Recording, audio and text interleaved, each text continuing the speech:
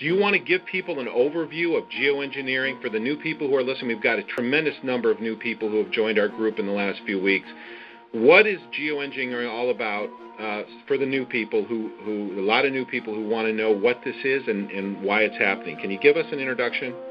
Yeah, again, the term geoengineering, aka chemtrails, that are the layman's term for what we see happening in the skies, but this is weather modification on a global scale. In fact, these programs are so large and so all-encompassing that all other weather modification programs that go on a smaller regional basis are virtually, they're negated by the scope and scale of the global geoengineering programs.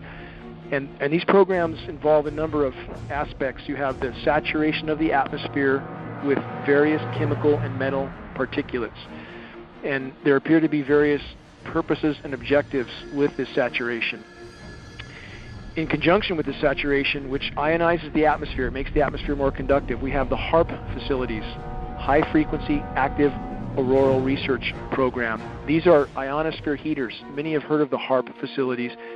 There's not just one or two or three. We believe there's at least 18 around the globe, possibly with 3 more being built in Antarctica right now. And once the atmosphere is saturated with these particulates, and then you add the ionosphere heaters, the entire weather system globally is virtually being thwarted. There is no natural weather at this point, and we really don't know what sort of climate conditions we would have necessarily if these programs were brought to a halt, and they desperately need to be brought to a halt, because the saturation of the atmosphere is thwarting the hydrological cycle. It's totally disrupting the rain cycle. Again, we have the artificially nucleated snowstorms, which I just mentioned. You can't go from 100 degrees to snow in one day without a whole lot of help.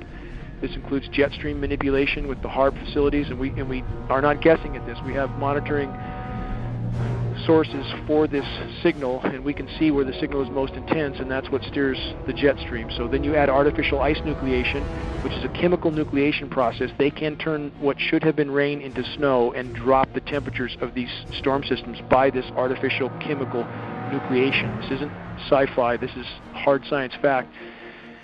The weather disseminating agencies are trying desperately, their task, and they're all owned at the very top, it appears, by the Rothschilds and or other parts of the global elite complex. Rothschilds in particular are ownership of Weather Channel, Weather Central, Weather Underground.